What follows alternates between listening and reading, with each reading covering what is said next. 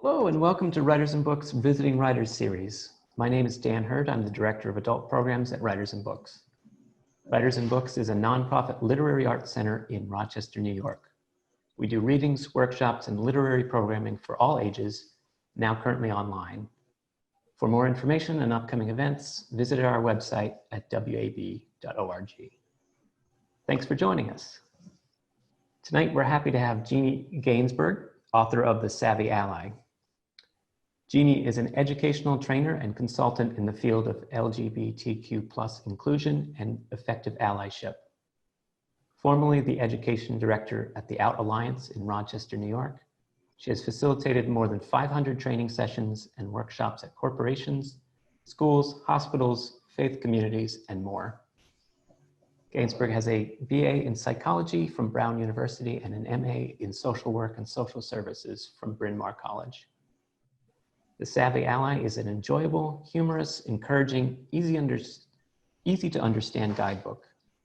As the author Alison Smith says, this is a beautiful book, a necessary book, an unputdownable book. Jeannie will be in conversation with Riley Hurst. Riley is a poet and activist who has been published in Bitch Goddess, Image Outright, The Advocate, HIV Plus Mag, Lamont Just, and The Empty Closet. If you have any questions, you can submit them through the Q&A function. The Savvy Ally is available at our bookstore, and I'll put that link in the chat. Jeannie, thanks for being here. Thanks so much for having me, Dan. I appreciate that welcome. Riley, I'm thrilled that you're here interviewing me. Riley and I go way back from the Alliance, know each other for many years. Yes. So yeah, I thought I'm just going to sort of follow the Writers and Books format, which is that I'm going to talk a little bit about myself and my book briefly. I'm going to do a little bit of a reading, and then the final 15 minutes, if we time it well, will be Q&A. So hopefully folks will chime in, and Riley will be observing and taking a look at those questions as they come in. So I'm thrilled to be here. My pronouns are she, her, and hers. And as you heard, I've worked for the Out Alliance, formerly the Gay Alliance, for 15 years. I was the education director in my final 5 years.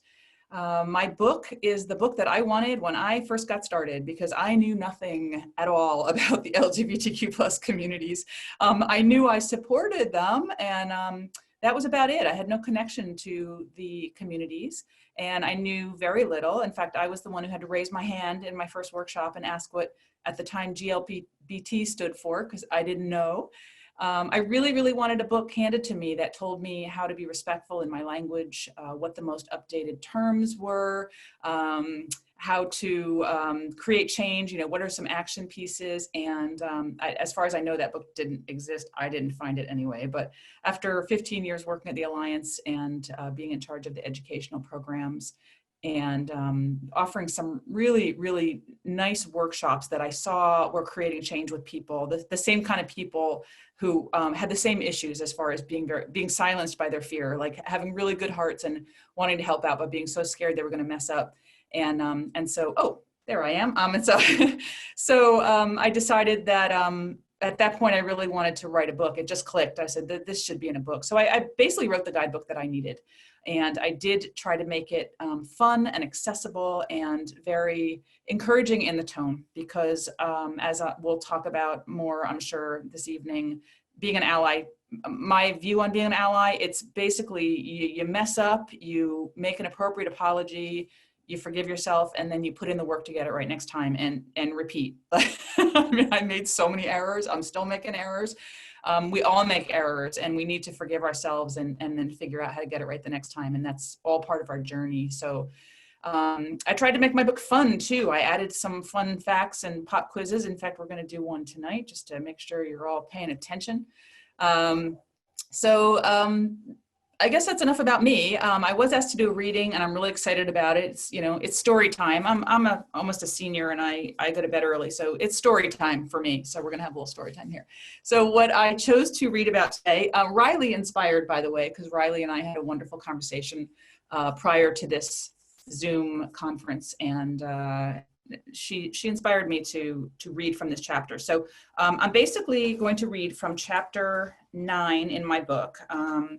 which is the chapter called Straight Pride Parades and Special Snowflakes, Addressing Common Questions.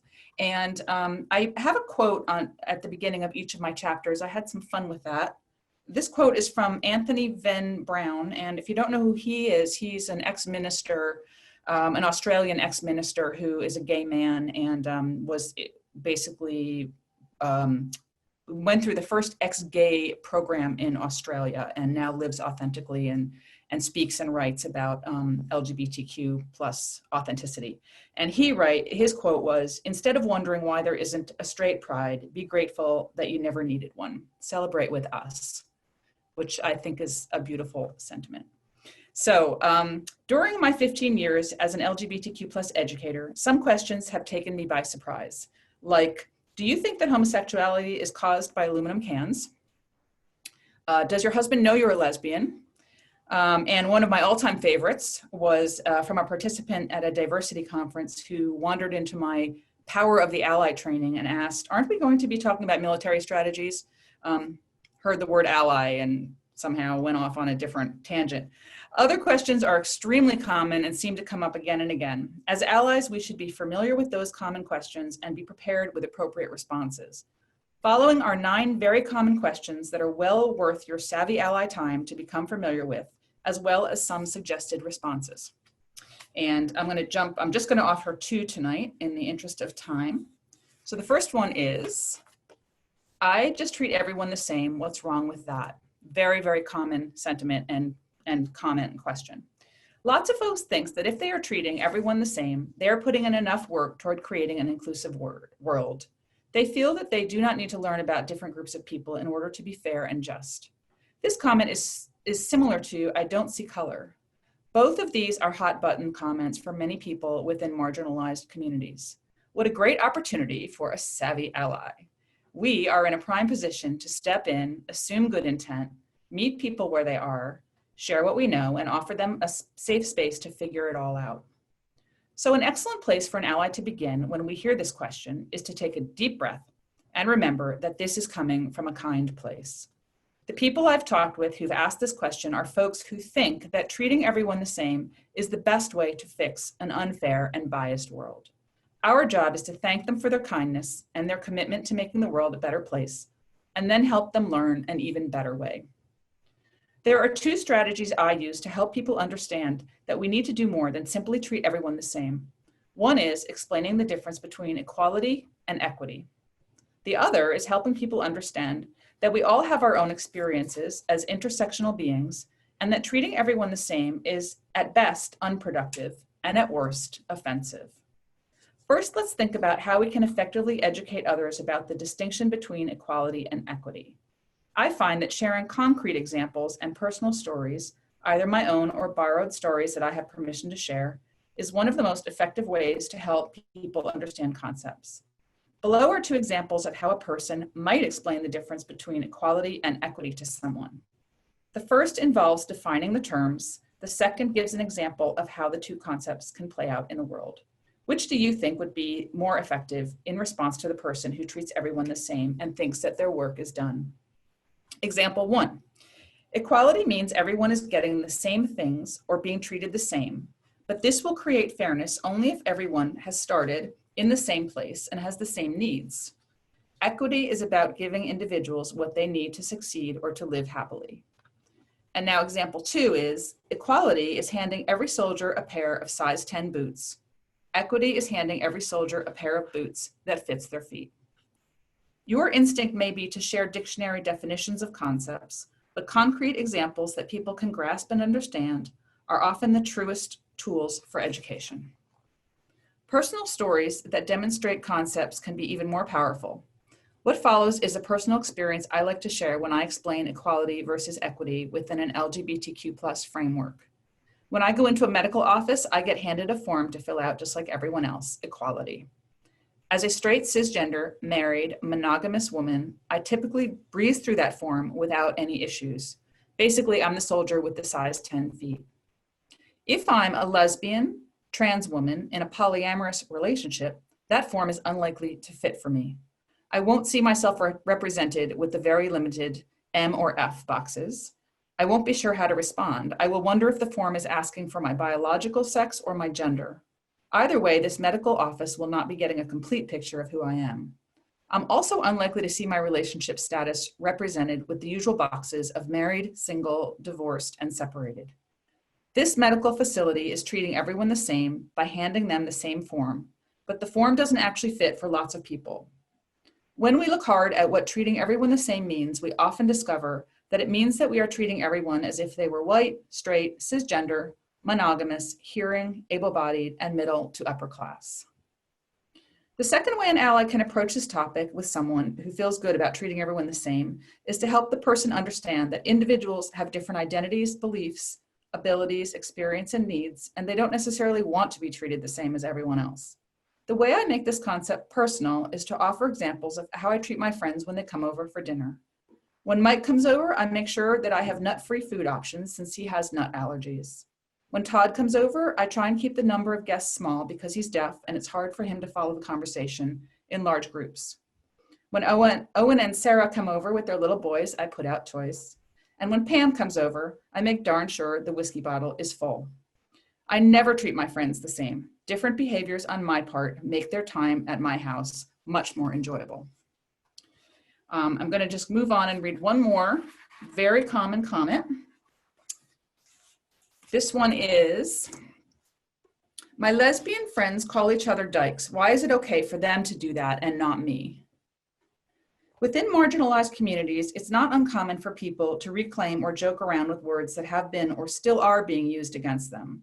It's a way to disarm the people who are using derogatory terms and to take back control of an ugly situation. We have seen this with the word queer, which we discussed in chapter 2. However, unlike the word queer, which has become fairly mainstream, there are some hurtful words that are truly off limits for folks not in the community. My friends, Gloria and Susan, a lesbian couple, were once sitting in Boston traffic and they noticed 2 women in the car next to them. Gloria said to Susan, "I bet that's a couple of dykes on their way to Provincetown." They got a closer look and realized that it was their friends. Gloria then exclaimed, "Hey, it is a couple of dykes on their way to Provincetown." Because they told me this story, I might think that it's okay to use the word dyke to refer to my friends, Gloria and Susan, because they used it. It's not. I might also think that because they shared this story with me, I'm in the club, so to speak. So that definitely makes it okay for me to use this term. It doesn't. I have never had the word dyke used against me. It's not my word to reclaim or neutralize. Rather than feel hurt that I'm not allowed to use a reclaimed terms, I should feel honored when my LGBTQ+ friends feel comfortable and safe enough around me to use them in my presence and trust me not to misuse them. Using a reclaimed derogatory term will not prove to anyone that I'm in the club. It will just piss people off. If you're not sure what's okay and what's off limits, simply ask. "Hey, I heard you use the term blank earlier tonight. I want to make sure I'm being respectful. Is it okay for me to use that term too, or should I avoid it?" So I'm going to stop there, get a little interactive with y'all, and I'm going to do a pop quiz for you. So if you would please feel free to chime in with a letter, A, B, or C, which will be your vote. We'll kind of watch the chats and see what people think. So your pop quiz is, you are guilty of having asked one or both of these questions and you feel awful. You should, A, give up. You're obviously a terrible person. B, tell yourself it's okay to make mistakes. You get a pass because you're an ally. Or C, remember that we all make mistakes. Allow yourself to be raggedy, but do put in the work to move forward, learn, and grow. What do folks think? I'm seeing a D, which wasn't an option. Oh, okay. No, a C, yes. I think I'm reading the wrong letters. Lots of C's, lots of C's. Okay, good. Lots of savvy allies out there. Okay, excellent. Yes, the answer is C. We don't get a pass because we're allies. We should not use that thinking somehow that, somehow because we're an ally, we get a pass for not getting things right. We do make mistakes. We're going to make mistakes, and we need to forgive ourselves, which is sometimes easier said than done. I know that I'm very, very forgiving of other people, but very hard on myself. So forgive ourselves, make an appropriate apology, and we can talk about that if people are interested in making an appropriate apology, what that looks like, and then put in the work to get it right the next time. So Riley, over to you, my friend. Let me unmute myself there. So yes, so one of the things, I thought that was a great example that you talked about, and I think that those are really responding things. In fact, the thing I'm going to reference now, I actually just heard from a Lyft driver in the last week. You talk about how I just treat everyone the same is similar to the comment, I don't see color. Would you say that your book offers ally tips that can be used within other social justice movements? I would say yes and no. So parts of it, absolutely. So like my chapter 7, it's called Good Talk, the Art of Useful Conversations. And I would say that entire chapter is unrelated to LGBTQ plus specifically. It's just about talking with people and listening to people and communicating with people in a way that will open their ears up to conversations rather than shut them down. And that's going to cross every social justice line there is. So things like that, absolutely. Talking about the importance of ally-only spaces also, I mean, that's so true in, if we're talking about race. I find that white allies are so fearful of offending and saying the wrong thing that I mean, more even I think than within the LGBTQ plus communities, I see white allies being silenced by their fear that they're going to mess up. And so to me, a huge gift that allies can give, especially if they feel knowledgeable within a social justice area, is to offer that ally to ally space where that person can mess up and use an outdated term and not have anyone, get offended or get hurt by that. So ally to ally spaces are critical. Mirroring terms is one of the tips that I share in my book around respectful language. And that also can cross all sorts of social justice lines as well, like listening to how people identify themselves and their loved ones and mirroring those terms. But then there's some things that I think don't translate well, like the coming out experience, very, very unique to the LGBTQ plus communities. The importance of sharing pronouns, again, very gender specific. And then the huge restroom hubbub, also very, very gender related. So yeah, some things absolutely, I think sort of the bigger picture things and the philosophy, but some of the details would be very LGBTQ plus specific. True. It's interesting that you bring it up because, of course, bathrooms used to be an issue within racial justice as well. So it is interesting, and we're in different places. We've got a couple of questions here too, and I want to pop in right now. Could you give some tips for practicing they, them, theirs? Favorite barista, when I used to go out of the house before COVID, uses these pronouns, and I always screw it up, face palm. So could you go ahead and answer that? Would be great. Sure. So I also am guilty of messing up they, them, and theirs. I find it difficult. I think many of us do, right? We grow up with he, she. It's very cemented in our brain. So I do have some tips for you because I also have messed that up. One of the things is I kind of prepare sentences in my head ahead of time. When I'm talking with someone who uses they and them pronouns, I will actually kind of run what I'm about to say in my head before I say it, which has been very helpful. And I also, one of the tips that's from my friend Eridan, who I used to work with at the Alliance, who uses they, them pronouns, said, they actually said to me, just imagine I have a mouse in my pocket. And that like really helped me somehow, you're sort of picturing, two they, right? Like Eridan and the mouse equals they. And so that was helpful to me as well, just having that sort of image of the mouse in the pocket. I also find that, when I mess up and it does happen, one of the things that I will do to make sure that person knows that I am trying is to make sure that I use the correct pronoun in the same conversation if I possibly can. So if it's your barista and you're ordering coffee and you mess up, at some point, before you pay and finish, make sure you're using the correct pronoun for that person so they know that you're trying And I'm like, we have all sorts of savvy allies online. So if anyone has any other tips, I would love to hear them too. So chat in your tips if you've got some thoughts on how to remember to use singular they. Or Riley, if you have any tips. Oh, I actually love that idea of the mouse in the pocket, because you can think almost as a couple and you immediately start to have that. And it is true. Sometimes even I try to remove pronouns from certain things, and you find that English language has a struggle handling doing that. I find that harder. Like if I just use the person's name over and over, it sounds weird. And I trip up more doing that. Oh, I did think of one more actually, that my friend Caden shared with me, which was practice on your pet if you have one. So, you know, your pet probably doesn't mind what pronoun you use for them as long as you feed them and scratch them on the head occasionally, depending on the pet, not if it's a fish. But, you know, I've done that. We have a cat named Carlos. And when I was first learning, I was calling Carlos they, and he didn't seem to mind. So that's another tip. That's great. We have a couple other questions that too have also come up. One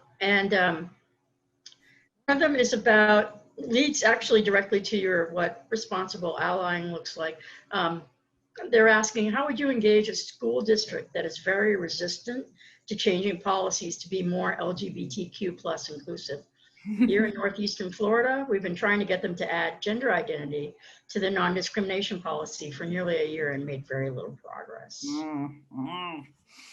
That's a tough question.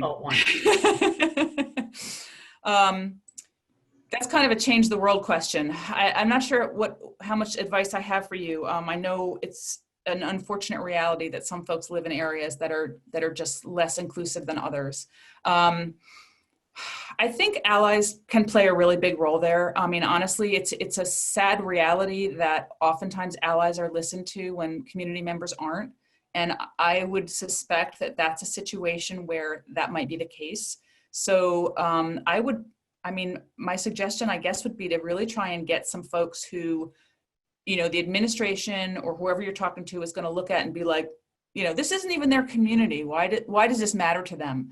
Ally voices are huge because you're basically saying, this is my world too, and this is important to me. And, you know, whether my kids are part of the community or not, I want them to learn about inclusion and equality. And as I said, it is a sad reality, but more often than not, people are going to listen to that than people who are fighting for their own community. Oftentimes that will just get flat out rejected. And you know, eventually once the ball gets rolling, more voices will be included from the community. But I think allies can play a really big role there, especially if you have a very, very resistant administration. Scott also put into the chat, Jeannie, think of the silence you first faced in your kid's school district. It took a while, but you got their attention. Ooh, it took a long time.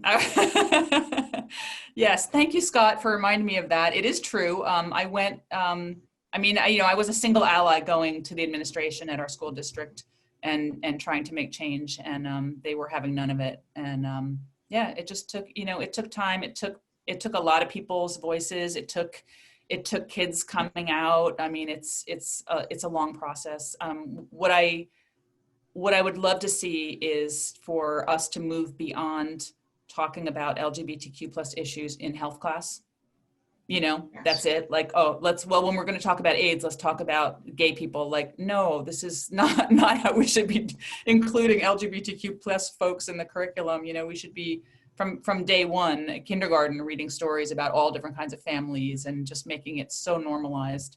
And some schools are really getting there, and others are unfortunately lagging behind. But I also love what you're saying too about privilege. You know, even being a member of the LGBTQ plus community, I know that I have power for those who are, you know, transgender or in other gender categories, to be able to step in and to say something and to see that it matters. Is very helpful. And I love how you bring that out about allyship within the communities. So. I appreciate you saying that. I think people tend to think of people just like me when they think of the ally, the straight cisgender person, but absolutely people who are who are gay or lesbian or bisexual, pansexual, but cisgender can be allies to the trans community and help with the inclusion there. So thank you, Riley, that's true. So we have a couple other questions. It's good to see people are asking them. One of these I think is a beautiful question you actually did address in the book, and I'd love for you to talk about it. How do you respond when people assume you're a lesbian? Is it more respectful to correct them, which may imply that you are not an ally, or let it go, which may feel misleading or untruthful? Oh my goodness, it's such a great question, and it's a balance, and it's a balance that I'd say I'm still juggling. And what I mean by that is I think there are definitely times when there's no need for me to say that I'm straight and cisgender. It just doesn't matter to the conversation. I don't care how people think I identify. It doesn't matter. And I don't say anything in those situations. And then there are other times when I know my voice is really, really critical as an ally. And those are times when I do come out, and finding that balance has been really hard. It's interesting. I went through my own coming out process as an ally. I didn't write I don't think I actually included that in my book, but interestingly, when I first started, I definitely was nervous that people were going to think that I was a lesbian, and I would sort of sneak in that, like, you know, I'm straight butt or my husband. And then I got I was so welcomed by the LGBTQ plus community, and I felt so much a part of this family in a way that I actually really enjoyed having people think that I was part of the community. And in a lot of ways, it was so much more comfortable for people to assume that I was lesbian or a trans woman. Those were sort of the two assumptions that were made about me. And I'm like, I'm good with it. I actually didn't, then I shifted and I was like, I don't even want to let people know that I'm straight and cisgender, because then I was the outsider. I really liked being part of this family. So I stopped sharing that I was straight and cisgender. And then I moved to a stage where I realized where I'm kind of now, where I'm like, you know what, part of my work is as an ally. And there are times when I really need to share that voice as an ally. And so it's a great question. And I think we just need to figure out what, you know, is it important in this conversation or not? And obviously be comfortable with people thinking you're anything under the sun. So our last question, I think, goes to some of the work you were talking about in chapter 7 of bridging that I think you talked about really beautifully, and I think is some of the heart of the book in my estimation. How about when a group of straight cis friends are talking and there is a homophobic joke, often a mild comment, but still out of line to me? Mm-hmm. So one of the things that I like to do before I do any kind of confrontation, I guess, or, you know, just communication about, hey, that was kind of ouchy to me. And I do talk about this in my book, is I flip it so that I'm the one in the hot seat, and I try and remember what I have felt like when someone has made that intervention to me. Maybe I made a joke that was in poor taste, or I used an outdated term and it offended somebody, and I think about what was effective when they talked to me about that situation and what wasn't. And so, you know, the things that tend to be effective are to, like, you know, assume goodwill is huge. I mean, thank you. Scott's on right now. I just have to thank Scott. The book is dedicated to Scott Fearing, and he really taught me about this assumption of goodwill, and it's basically the guiding principle of my book. But, you know, if you assume that this person, you know, they didn't mean to be hurtful, right? Maybe they just didn't get the memo about the most updated term, or they don't realize why that joke is offensive. If you assume that, you're going into this conversation in a much more loving and caring way than you know, and their ears are going to be much more open to that.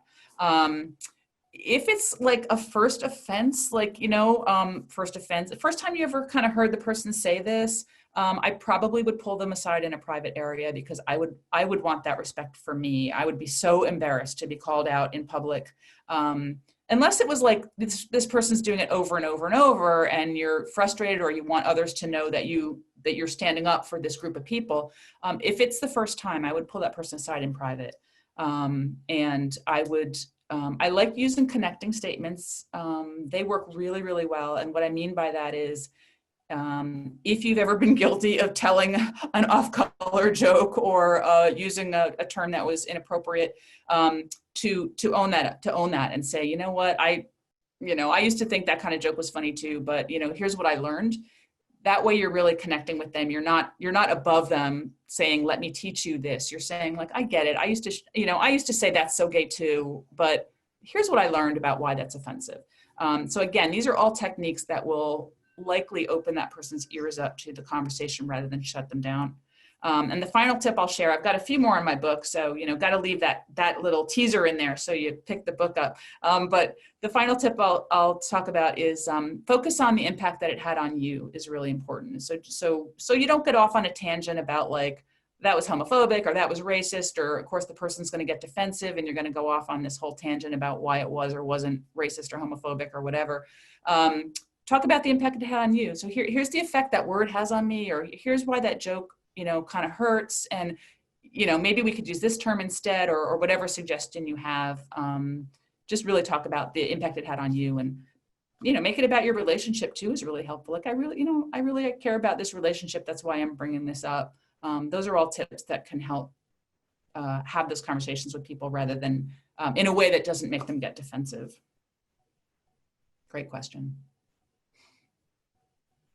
So we have one more question in the chat, but before we even go on to it, I just want to add to what you said. I think that bridging connection allows people to be less defensive, and I really love the way you've suggested doing that, because it makes it a we for all of us instead of anybody being othered in the conversation, which I think tends to help. Because so the last question I've got in here is not sure if Jeannie heard the faux pas made by the SCOTA nominee today for describing sexual orientation as sexual preference. How would Jeannie have handled it? Can you repeat? I didn't actually understand the question. Okay, so not sure if Jeannie heard the faux pas made by our SCOTA nominee today for describing sexual orientation as sexual preference. How would Jeannie have handled it? Oh, handled what? Talking with her personally?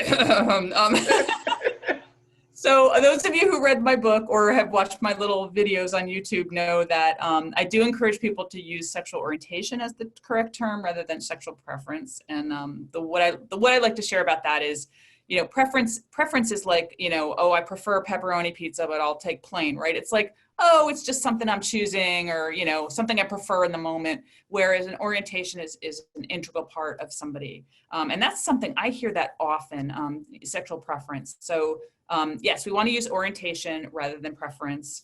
And I did not hear the faux pas, but that's very funny. I missed that one as well. It looks like we might be coming to a close or our timing, but I would love to say something about, would you say a little bit, I've gone out to your website. You now have the Savvy Ally Action website, and you've got a lot of handy resources on there, a lot of like short videos that people can really respond to. But would you say more about both what drove you to it and what you think is there that people would be interested in? Yeah, sure. I named my website Savvy Ally Action because I didn't want anyone to think that I was implying that I was the savvy ally. So that was kind of important to me. I'm like, we're all like trying to be the savvy ally, but I'm not it. I'm on my journey too. So savvyallyaction.com is my website. I've got some free handouts. One of the things I've been really having fun with since the pandemic hit, I've been trying to keep sort of a social media presence up around my book. And I started making these little 3-minute YouTube videos with all sorts of tips on how to be an ally. And those have been super fun and getting a lot of hits. So I hope you'll take a look at those. You can find them on my website. You can also just find them on my YouTube channel, which is Savvy Ally Action. And then you can find links to purchase my book on Amazon or on my publisher's site. You can also, as you know, purchase them through Writers and Books. And I also, if you're on a budget or you just don't think my book might be worth $16, it is. But if you're not sure yet, you can get the book, get the book out on loan at the Monroe County. If you're local to the Rochester area, the Monroe County Library System has several copies that you can get out on loan.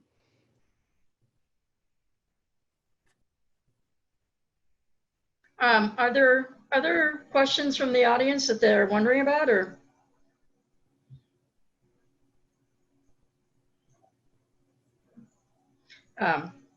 I know I could actually talk to you about this for a long time, much more than what we've done here briefly. I really do think you did a lot of things that made it amazingly accessible. You didn't distance anybody in your conversations, and you allowed them to see a lot of things at different levels, both no matter where they are in the allying process. I think you gave them a handout and a step forward for somewhere where they could go. It's really magic to see that. I love the size 10 army boots as a very immediate kind of response. It's not coached in political referendum, and it gives people an immediate sense of what it means to try to be in the same experience. So I love the way you've done that. I really wanted to appreciate you for that, and appreciate all the years of education show up in this book. But I'm wondering if, does anybody else have anything else? And if there's not, this has been a pleasure. Truly, actually, I have a list of questions this long that I'm not asking because we had 15 minutes. So, all right. Thank you. Thank you for your kind words, Riley. Yeah. Oh, so it looks like Scott's asking, any insights into the process of publishing? Oh, well, how much time do we have? It's been an experience. I'll briefly talk about getting my book published. I did kind of have my heart set on getting it published as opposed to self-published. And I started looking into what that process is, and immediately got really turned off. I believed that I had to get an agent, and what I was reading about that whole process, I just decided I wasn't going to go through that, like not doing it. So I had completely decided I was going to self-publish, and then a friend of mine gave me information on academic publishers. Apparently academic publishers are often looking for new writers and new books. And he connected me with a couple people who had reached out to him. And so I didn't realize any of this. You can basically just write a book proposal, which is, it's not a small thing, but it's like a 15 to 25 page proposal about what your book will be about, a sample chapter, what else is out there and what makes your book different, who your target audience is, like just all that stuff. You're basically trying to sell it. And once that was written, I realized, well, that's written. Now I can send it out to all sorts of places. So I just started sending them out. I realized in the process that not only were there academic publishers where you didn't need an agent, but that there were a lot of small publishers who were interested in new authors and new books and new ideas, some of them specifically around social justice issues. And so there actually were quite a few options out there that I didn't realize, and a lot of options that didn't involve an agent. And so I just started doing that. And I did get two publishers interested in my book, which was extremely flattering. They got into a little tiny bidding war, which was awesome. Really small, but it was fun. And then I went with Rowman and Littlefield because the editor, Mark, who I ended up working with, was like, he's Zoomed with me, and he was like positively giddy about my book. Like he was so excited about this book. The other person was excited, but one of the things I didn't like about them was he wanted to change the title to How to Be an LGBTQ plus Ally or something like that. And I'm like, that doesn't really roll off your tongue like the savvy ally. And Mark from Rowman and Littlefield loved the title. And I knew there was a lot I could do with the title, with a website. And anyway, so I went with them, and then published my book on, arguably the worst time in the history of the world, March 12th, if you can picture that. The beginning, like pretty much the day that everything shut down. So that's been a challenge in itself, but I'm thankful that the book actually got out before the pandemic, even though the publicity really shut down and was difficult, especially the few months after that. So. That's lovely. We actually just got 2 extra questions that are great questions to end with, I think. We have a question of, are you still doing workshops? And how do we book you as a speaker? Great question. I am doing workshops. I do want to say that When I worked at the Alliance, I had the privilege of working with people from the LGBTQ plus communities, which was beautiful. I think we made a beautiful pairing. So we had someone from the community and myself as an ally, and that was a fantastic way to run a workshop because people got both perspectives. I don't have that luxury right now. I'm on my own. So I'm very careful about what I will and won't do. So if someone wants a workshop, for example, on like, we want to understand trans identities or non-binary or whatever, like that's not going to be me. And I'll refer you to somebody else. That doesn't feel comfortable for me. But if you want a workshop on allyship and how to be respectful and, you know, ally tips and all of that stuff, then I'm your person. And yes, I've been doing a lot of virtual book talks if you want to just sort of focus on my book. And I have some virtual workshops as well, where I actually use a slideshow and, you know, one specifically on respectful language and common LGBTQ plus bloopers. There's one on sort of understanding the different identities. There's one on good talk, the chapter 7. So yes, and you can book me right through my website at savvyallyaction.com. You can email me directly through there. Thanks. Thank you. Nope. Oh, I did not expect that. That was sudden. Sorry to ambush you there. Yeah, I want to thank everyone for coming. I want to thank Riley Hurst and Jeannie Gainsburg. This has been great. Thank you so much. And yeah, have a good night. Oh, Thank and buy the book. Thanks. Thank you.